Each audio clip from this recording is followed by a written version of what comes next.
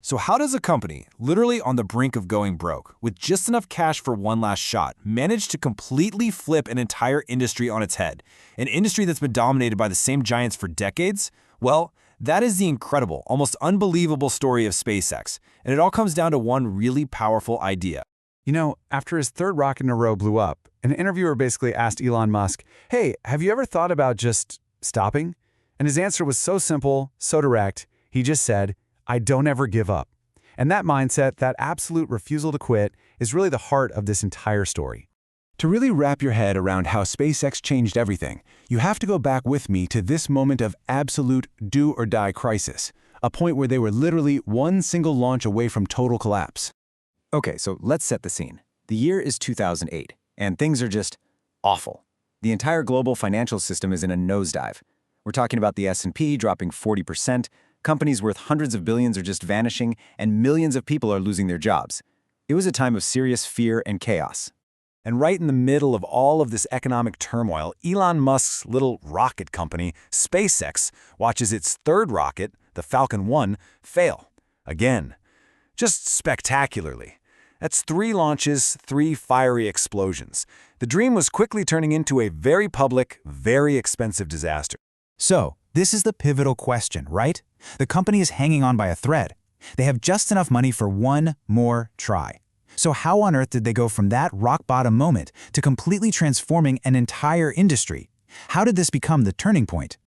To really feel the weight of that one last launch, we've got to rewind the clock a little bit and see how Musk got into this mess in the first place. And it all started with a huge bet. So Musk came up during the dot-com boom. He made his first chunk of change, about $22 million, from a company called Zip2. But then he really hit the jackpot. eBay bought PayPal, and after taxes, he walked away with a cool $180 million. Now this is the part of the story that's just wild. What did he do with all that cash? Instead of buying an island and retiring, he took every last penny and gambled it on 3 of the hardest businesses you could possibly imagine.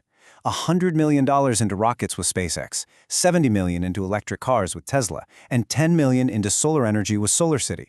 He literally went all in. And you have to understand the scale of what he was trying to do. Here's Musk, a guy with zero experience in building rockets, taking on absolute titans like Boeing and Lockheed Martin. I mean, these are companies with decades of experience and revenues in the tens of billions of dollars. It was the definition of a David versus Goliath fight. So, how did he even think he stood a chance? Well, funny enough, the original plan wasn't to build rockets at all. And that brings us to this one, kind of hilarious, meeting in Russia that changed everything. So picture this. It's 2001, and Musk flies to Moscow. He walks into a room with Russian officials and says, "Hey, I want to buy a couple of your old intercontinental ballistic missiles." Yeah, really.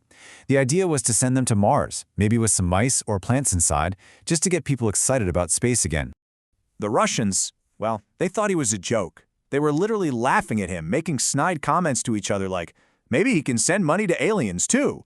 They just saw this rich dot-com kid and did not take him seriously at all. At one point, they quoted him a price, and as things got more tense, they actually raised the price to a ridiculous $21 million per rocket. And that was it. That was the moment. On the flight back home, Musk had this epiphany. He realized he was asking the completely wrong question. It wasn't, where can I buy a cheap rocket? It was, why are rockets so damn expensive? By the time that plane landed, he had a brand new plan. He was going to build them himself. And this right here is where we get to the absolute core of how SpaceX did it. It all boils down to this simple mental model that he came up with, something he calls the idiot index. It's actually a brilliant, simple idea. You just look at the price of a finished component versus the cost of the raw stuff it's made from. The aluminum, the carbon fiber, whatever. Musk figured out that for a rocket, the raw materials were only about 2% of the final sticker price. If that ratio, that gap, is huge, it means you're being taken for a ride. And that's a perfect opportunity to make it yourself, but way smarter. Let me give you a couple of perfect examples. A turbo pump, super important part for the engine. The raw materials cost about 10 grand, but the suppliers, they were charging 200 grand for it, a 20x markup. Or my favorite story, the door latch. NASA was paying $1,500 for a special aerospace-grade latch. Musk asked, What does it do? It latches a door. So he went to a hardware store, bought a $30 bathroom latch, and proved it worked perfectly fine. Just like that, saved almost $1,500 on a single part. And this thinking went into the very structure of the rocket itself. You know, everyone else was using this super expensive carbon fiber, which cost about $200 a kilogram. SpaceX figured out they could use a special kind of stainless steel that cost only $3 a kilogram. That one decision alone saved millions on every single rocket they built. But the biggest breakthrough, the idea that truly changed the game, was reusability. For 60 years, the most expensive piece of the rocket, that massive first-stage booster, was just thrown away after every launch. Total trash. SpaceX did what everyone in the industry said was impossible. They figured out how to make it fly back to Earth and land itself perfectly upright, so they could just refuel it and fly it again. It's still one of the most incredible things to watch. Okay, so, keeping all of that innovation in mind, let's jump back to that nail-biting, heart-stopping moment in 2008. The company is out of cash. This is it, their fourth and final shot at reaching orbit. So it's September 28th, 2008. The whole team is on this remote island in the Pacific. And everybody knows if this launch fails, it's over. SpaceX is done. The dream is dead. And then, with the fate of the entire company riding on it, Falcon 1 roars to life and lifts off the pad. And this time, it works. Everything goes perfectly. The rocket hits orbit. With that one successful launch, SpaceX didn't just survive, they made history. They became the first privately funded company to ever do it.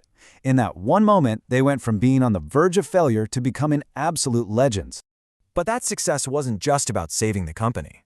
It was like a giant flare sent up for the whole world to see, announcing that a totally new age of spaceflight had just begun.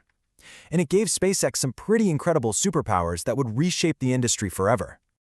Okay, now check out these numbers, because this is really why all this matters. Before SpaceX, to launch 1 single kilogram of stuff into space on the space shuttle, it cost over $54,000. With their Falcon 9 rocket, SpaceX slashed that price down to just over $2,700. They didn't just make it a little cheaper, they crushed the cost by a factor of 20. It's insane. And of course, that massive cost advantage led directly to total market dominance. Today, SpaceX controls something like 60% of the entire world's commercial launch market. They're not just another company in the space industry anymore, they basically are the space industry. You know, back in the beginning, all the experts, all the old-timers, even the Russians, they all called Elon Musk crazy. But it reminds you of that famous quote from Steve Jobs, "Those who are crazy enough to think they can change the world are the ones who do."